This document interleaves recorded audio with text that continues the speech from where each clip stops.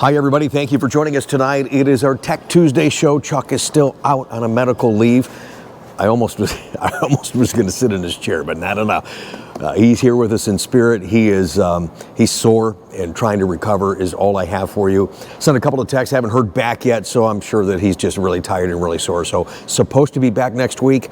I don't anticipate that to happen, but we'll keep you up to date. We actually got a lot of questions that I've tabled that you've sent in. Thank you for that. If you have a question or want to send a picture in for the ride segment, I just need your first name and the state you're from. Use the email address that's on the screen for the Tech Tuesday questions as well. And I've already tabled a bunch that I really want Chuck to address when he gets back. So that would be the reason that we haven't addressed your question on the show. Thanks again for all the support out there, guys.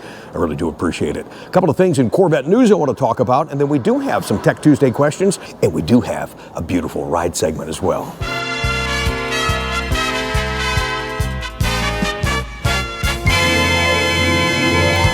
First, congratulations to the winner of the Dream Corvette giveaway. I entered, I know a lot of you guys did. Thanks for the support on that. Those two Corvettes, the 60 grand in cash and the lift. The winner is Robin S. of BC, British Columbia. Here's the winning ticket number, 818-7755. And I'm looking to see what my ticket number was. Yeah, I was in the 745 sequence. I was 745-3881 up to 745-5030. So it looks like that was probably purchased towards the end of the sweepstakes. So you just never know how this is going to hit. And I remember a couple of years ago, I think it was somebody that actually bought early on and ended up winning the two Corvettes. Those were I think the Rapid Blue ones. That I really wanted to win those as well. But here we go. We're going to start early promoting the next Dream Corvette giveaway. It is matching Corvettes. How could you go wrong with a red Corvette? Oh my gosh. Look at this 67. I would love to have this car. If I won this, I would sell the C8 and I would keep that 67. Here's the thing, you guys can go to the Dream giveaway website and buy the tickets. It's a 1-for-1. So if you spend $100, you get 100 tickets. If you use the link in the comments down below, because you follow me here on YouTube, you get 5 times the entries. Anything that increases the odds, that's a great opportunity. So increase your odds. Click that link in the first comment down below. If you spend $25 or more, you'll get 5 times the entries. Good luck, everyone. Thank you again.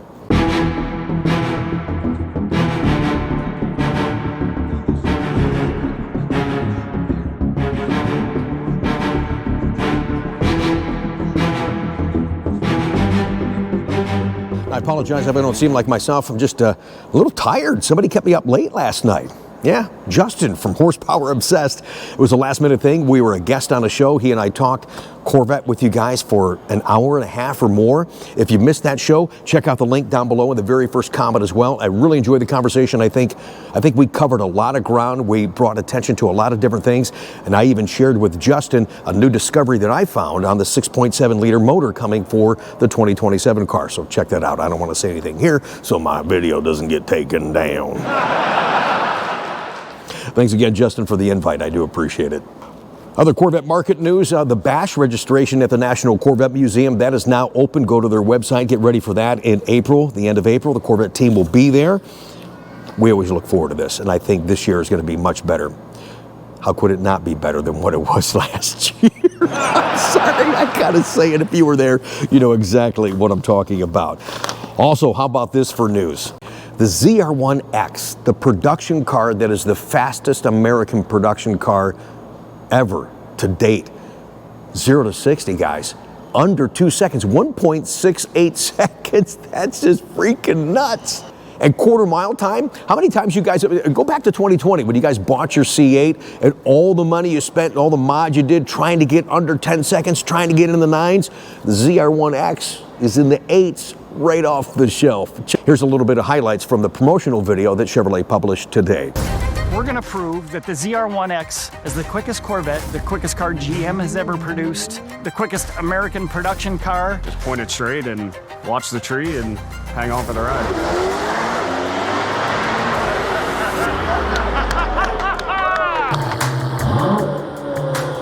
White car is going to do some tuning. We have some necessary tuning to dial in with our new axle torque numbers. Throughout the morning, we'll be working on that. right around early afternoon, we'll be ready to put our tuned cals into the Hero car and go do our first Hero pass and get a read across car to car. You know, so you're gonna all be part of history. So kind of think of that, 72 years of this amazing product, and now I think the weather's gonna cooperate really well. We're in our backyard in Michigan here, so I really like how this is gonna come together on telling this story and what puts ZR1X in a league of its own. It's kind of a given that it's gonna happen, but it's just interesting how consistent the car is staying, even though we are getting into a heat-soaked condition. So it's really promising. It's pretty impressive. If you ask any one of us, we'd give you the same answer. It's surreal to think about the culmination that's happened here today. It's just an incredible time to be a part of Corvette development.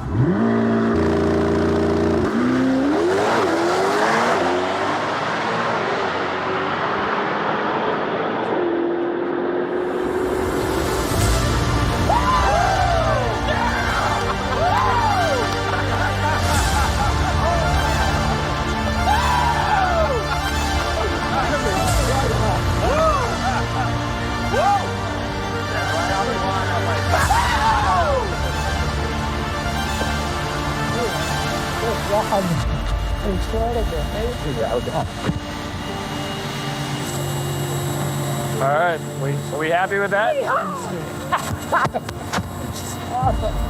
So what's the number? 8.68. All right. 675 and 159.57. Yeah, felt strong on the top.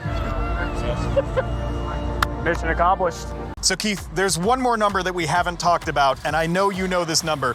What was the 0 to 60 time? So in order to do an 8.675 quarter mile, you're going to be doing a 1.68 0 to 60. Holy. And that's, to put in perspective, is about 1.5 G's acceleration throughout first and second gear. Oh my God. So this is officially proven now. The quickest Corvette in the quarter mile with the fastest trap speed and the quickest 0 to 60 time of any General Motors vehicle that we've ever made for the street. Yes, that's absolutely correct. And we are so proud of what we've done here today. Amazing. Well, a round of applause, everyone. Yes, thank you, team. You folks did amazing work. And I think what we need to do now is a burnout. Sounds good.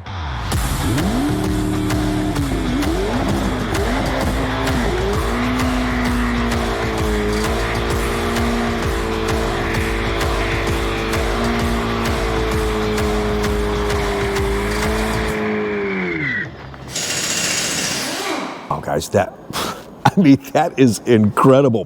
One more thing, let's go back to like market news, event news, that kind of stuff. This Saturday at the NCM Motorsports Park. Now, see, I did this last year, but I didn't tell you guys I was going. I just went just to have fun and autocross the car for 50 bucks. Bring your own car and just race as many times as you want all day long. That's going on this Saturday in Bowling Green, Kentucky, at the NCM Motorsports Park. Low speed autocross to the cones is going to be timed. Corey from Paragon's going to be there. His new guy, Chance, is going to be there. He's going to bring his cute little SCCA medal. And I even, last minute, just a small little trophy. I did make a trophy for whomever would have the fastest autocross time of the day coming up this Saturday. Actually, I have a lot more tonight for you guys than I anticipated. Thanks again for joining us. Support this channel if you would. I don't just sell Corvettes. We do the YouTube stuff. So subscribe and hit that bell notification, thumbs up this video, and I love it. You guys, I don't have to tell you, you do it all the time, so thanks for that. You make comments down below and you engage with me and other viewers of the channel. I do appreciate that very much. Okay, so let's get started with Tech Tuesday. Here's one from Peter. He says, Rick, first I want to send my best wishes to Chuck for good health in the new year. We'll keep you up to date on his condition as we get more information. This is actually a good question. I've got a 21 Stingray that has the front lift. I understand the front lift system requires a fluid flush after 5 years. You're correct. Thank you for acknowledging that. However, when the car was just over 3 years old, I had the front lift module replaced under the extended warranty. My question is, if the replacement module required a fluid flush as part of the repair, Do I still have to service the front lift in 5 years, or do I have to reset it the date of the repair? Actually, a really good question. That module gets replaced and they don't actually flush the entire fluid out. Nate helped me look that up today. There's probably a little bit of fluid lost. They talk about bleeding the system, so probably just replenishing what little bit of fluid is lost. So I would say just stick to your 5-year plan. So depending on when you got that car in 2021, you could be up on doing that whole service right now. But good question. Sometimes when we talk about that in regards to the transmission, when a transmission gets replaced, well, yeah, that stuff all resets at that point because everything starts over. So yeah, good question again. Thanks for watching the channel, Peter. I appreciate that. So Tech Tuesday continues. Here's one from Robert. It says, Rick, I love the videos. Been following you since 1999. Got my first vet in 2020, a red mist Stingray Z51 convertible 3LT, and I loved it. I was one of the lucky ones to get a 70th anniversary Z06. However, it caught fire at the fuel pump on Christmas Day with 4,000 miles on it. There was a recent MSN article out there talking about all Corvette sales stopped, including the Stingray, due to the fire risk. My dealer says the article was misinformation. He is correct. That was only for Z06s and ZR1s. He actually goes on and I don't really have an answer to this. He says, Rick, do you think that the repair, which we shared that video, I'll put another link down below in case you missed that. Do you think that extra foam piece basically that they put around that filler neck, do you think that really addresses the issue? I don't think I'm really qualified to comment on that. So thanks for asking, but I'm just gonna trust what Chevy told us to do, and that's gonna fix the problem. All right, cool. All right, here's one from Paul. We were talking about, we showed in a couple of Tech Tuesdays ago, the installation of those air deflectors underneath the car to draw air up into the engine bay to kind of keep that cool. He says, driving in wet conditions, do the underbody air deflectors also send more moisture and road debris into the engine compartment? If you order, this is a good question, if you order the engine appearance package, like on a hardtop convertible, would that put a lot of dirt in the underside of that window? I would have to say, not really knowing, but I would have to say just common sense would be, yes, I mean, you saw when we put that on, it's shooting straight up. Depending on the speed and depending on what's going on and what type of debris that you're driving over, I think that's probably a really good chance. I also talked last night on Justin's show. I'm using the Paragon ones. I think he uses the OEM ones. There's a very small variance between the two. In fact, I'll talk to Corey this weekend when we're down at the NCM Motorsports Park about that, but I'm actually hearing the air being sucked up in there. So basically what I said on Justin's show last night, I personally think that deflector really should be used primarily for people that maybe in warmer climates and really truly for track situations. We're going to talk more about that for sure on future uploads. Here's one from Mike, another good question. It says, Rick, I'm one of your many Tech Tuesday subscribers and enjoy learning about the C8 Corvette from you and Chuck. I live in Northwest Ohio. I got a 24 C8 Z51 2LT. I use it as an occasional weekend cruiser. I'm not an aggressive C8 driver. And he says, I will never track the car. And he goes, you know those Z51 brakes throw an incredible amount of brake dust. Does Chevy offer a low brake dust pad? No, they do not. Use my friends at ParagonPerf.com. When I'm doing not track events, I'm using Carbotech brake pads, the 1521s. Really true. You can't do performance driving on these, but for street driving, instantly you're going to notice the difference where there's virtually no brake dust. 1521 pads, Carbotech. I have a set that I switch out on and off. I need to get them back on the car actually, but you're going to love them. That's going to be the pad for the way that you're driving the car. Right, this next guy, I think we got a couple of pictures of his car, in fact, in the ride segment. This is Maury from Houston, Texas. This is Rick. I really enjoy listening to you and Chuck and watching your videos. I bought a used 23 hardtop convertible Z51 with the summer tires, the Michelin Sport 4S's past June. Live in Houston, Texas. We got a lot of rough concrete highways. I know, I was in Houston a couple of times here in the last 5 years. You ain't kidding. I was shocked at how bad some of those roads are. I was like, what the hell is going on down here? Wow. There's some areas that the road noise is really bad, and I just got to crank up the radio, like you mentioned one time a few years ago. You also mentioned that you run with all-season tires and the Pilot 4S's. Do you notice a difference in the road noise? Most certainly I do. For winter time and stuff like that, and really for my daily driving, because I do travel in the car, if I get caught in any heavy rain, which I have many times, I love driving with the all-season tires. Now in the summertime when it's hot and it's warm, the standard 4S's really aren't that bad, but there is a difference in the road noise. There's a difference in the connection of that car to the road.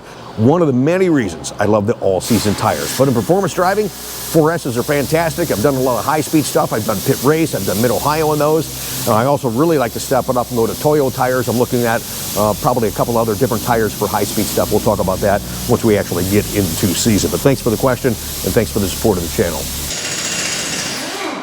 Here's a quick one from Tom. Again, another good question. Thank you so much, guys. You and others can learn from these questions. Appreciate you watching. It says, hey, Rick, I'm thinking about putting a Borla exhaust that is sold through the Chevrolet accessory store on my 24 Stingray. The only problem is it's never available on their website. If I were to buy, this is a good question, if I buy it direct from Borla, would it void my warranty? He also said, prayers for Chuck. Thanks, I appreciate that. You know, I don't want to speak out of turn here, but you know, face value, knowing that Borla is the GM accessory, and if you're buying the same part number, I would assume that it would be covered under the Chevy warranty. You may want to call Borla first and just verify that. Again, it's got to be the same part number because they offer some variations of that exhaust. So check that out first. You should be in pretty good shape. And why Borla would have it, because they supply it to Chevy and it's not on Chevy's website, I don't have an answer for you on that one either, but it's an incredible exhaust, man. If I wasn't pulling a trailer, I would probably put something like that, or maybe one of the titanium systems from Paragon. But yeah, I'd like to have just a little bit extra kick, but we'll see what happens with the 2027. All right, here's one from Dave. He made a comment when I did that shorts video talking about the need for performance driving school, whether you ever intend to track or not, because I was almost hit head on. I even talked about this last night on Justin's show, and I appreciate the opportunity to do that. I'm loving the tracking and trying to get better, increase my skill set, and really just have fun. I'm learning a better connection, and I feel like I'm more knowledgeable about the car and nuances of the car. So I want to do autocross. I want to do high-speed tracking. But if you're never going to do that, you need to take at least one course, because learning what I've learned over the years, it actually helped me divert and avoid this guy coming at me head on. It was a really crazy situation. He was coming over a double line through the intersection, and it looked like he was going to be turning left. Oh no! And he was coming between the car he was passing and me. I had locked up the brakes, which I'd said in that shorts video. That's what happens in that situation. You know, on track as well. Sometimes you just tense up and you just lock up the brakes and you just kind of hang on for dear life. That's wrong. I did a quick tap of the brakes to kind of slow myself down. Now, had I been going faster, probably would have been a different outcome. But I did a quick tap, slow it down, and I diverted myself out of the way. And even so, this guy, because he barely got around that guy, was about a foot and a half from my car, and he was flying. Would have been a head-on collision. So that's why I said, and that's what Dave says, hey, I appreciate you being an advocate for performance driving and really how it can be utilized not only on track, but in everyday driving. So thanks, Dave, for that acknowledgement. And thank you. A lot of good comments on that video, even through text. So appreciate that, guys. Yeah, it puckered the butt there for a minute. You know, and then I got mad. You know, I thought, you know, what the hell's this guy doing? It's, you know, it's like 8:30 in the morning. It's like there was just no reason for that. To be passing number one in a double line in the middle of an intersection. What a mess. All right, this one comes from Matt, and I'm glad he asked the question because I actually had the same very question. It says, thanks a lot for the video you and Chuck did showing the installation of the 3-stanchion high wing. Do you know if that wing will fit a Stingray? And at first I said no, but actually I think it might. Let me show you guys. So I don't have Chuck's assistance. I just want to measure this real quick with you guys so I don't hurt the wing. Let me just tape this off real quick. You want to hold this? They just said, what are you doing? I'm trying to measure the wing. I think it'll hold there. Yeah, I'm good. I'm good. So it's about 70.5 inches widthwise, okay? Now here's the thing. Get you guys around this way. The dimension here to that side is the same on Stingray, E-Ray, Z06, ZR1. Because you can see where the post is. It's inside that line. So the question is, if you put this on a Stingray, how much further would this hang over? Let me measure that. So from there to the outer edge of the spoiler is going to be, oh gosh, not quite 4.5 inches, okay? So we got a Stingray over here. Actually, I need Chuck's cardboard. I wonder if he's got a piece of cardboard around here. Tape this off. So what'd I say, 4.5 inches? Can you guys see that? So if that spoiler came out 4.5 inches, of course the E-Ray and the Z06s are 3.6 inches wider. I need the cardboard. So if that's the case, it would stick out to about right here, which is really at this first crease of the tail light. But then you still have this area of the fender. So my concern was, is that spoiler, the end caps and everything, is going to stick out way beyond the body? No, in fact, it's not, guys. It's going to go right to here. So it's going to go right here to this point. And then even when that would end right here, actually it's at the same seam because that's where that comes through. So you have that much room to the fender. So yeah, it would work, but there's a couple problems. This is a 3 stanchion, 1, 2, 3. The spoiler on an existing car, such as, will not line up with the 1, 2, 3, 4. So you'd have to take that off. You'd have to. There's companies out there that offer these caps or these strips that cap and cover up that area. So you could do that if you wanted to do that. I mean, because you're going to have to. Oh my gosh, you're going to have all kinds of work to do on that. But the answer to that question is yes. The problem is, now here's a 25, same thing. Even though this is a new spoiler for 25, it has the same bolt pattern of that 2020 that we were just looking at.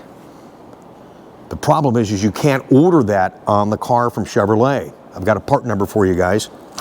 All right, so here's the part number. If you wanted to order the 3 stanchion high wing and try to put it on your Stingray, you're going to have some work. You're going to have some additional cost. That part number is 865-22919. As we talked about, the great value. When you order it on a car, you only can order it on E-Ray or Z06. It's $17.95 installed. You want to go to the parts counter and get it? It's $19.95, and it'll probably cost you, what did we say, Nate, the other day? Probably $700 to put that on, labor-wise? Yeah, probably about $700. So there's going to be some, and we talked about that in the video that Chuck did put it on. He goes, oh, it's going to cost you a lot more to put it on. So there you go. At least you've got that information. If you decide you really want to kind of customize your car a little bit beyond what you can get from Chevrolet, kind of make it your own kind of thing. So there you go. Good question. Thanks a lot. It was a good discovery for me and for you, and maybe somebody else that wants to do that to their car. One more for you guys, and then we got a beautiful ride segment. There was a comment, one of the videos, the guy was talking about the PDR camera. He goes, you know, it would be nice to have a better video quality other than 480. Actually, you have some adjustments. You can adjust that in your car. Let me show you real quick. Okay, so I'm in a 26. Let's go to the PDR tab. Let's go to the settings tab over here. Oh, I'm already in it. And let's go over here. Okay, video quality right there. See that? It says low 480. But if you tap that, now you could choose medium or even high at 1080p. So you can adjust that. Look at all this. I mean, look at all this fun. I'm in the performance tab now. Look at all this stuff you get to do. Oh my goodness. It's nuts. You get dizzy in this new car. You'll see some of this in one of our uploads coming up this Sunday when I was playing around with it during the delivery of a Z06 with our friend Steven. So we covered a lot of ground today on Tech Tuesday. Still sucks though, it's not the same without Chuck, but thank you guys for watching. Thanks again for your support. I do appreciate that. Support the channel, subscribe, thumbs up the video, check out those links. We talked about a lot of things. There's a lot of those links in that very first comment down below. Before you go, I got to get the tape off the spoiler, but let's check out some great looking cars. These are your beautiful rides.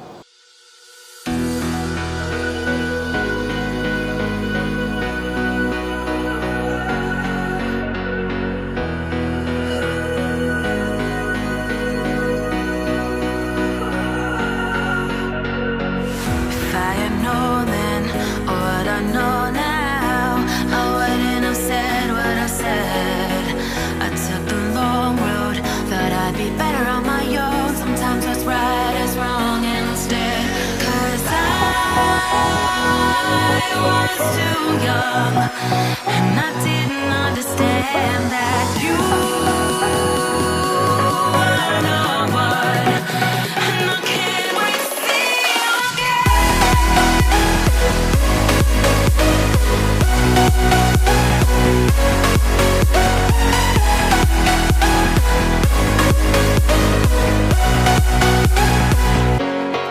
I can't wait, I can't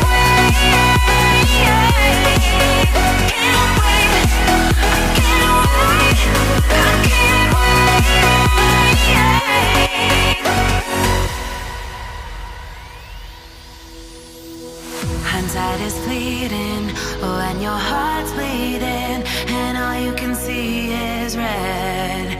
Till you discover it is within each other to forgive and make amends. If I had known then what I know now, I wouldn't have said what I said. I took the long road, thought I'd be better on my own. Sometimes what's right is wrong instead. 'Cause I was too young and I didn't understand that you are the one. And I can't wait to see you again. Oh, I can't wait. I can't wait. I can't wait. 'Cause I was too young and I didn't understand that you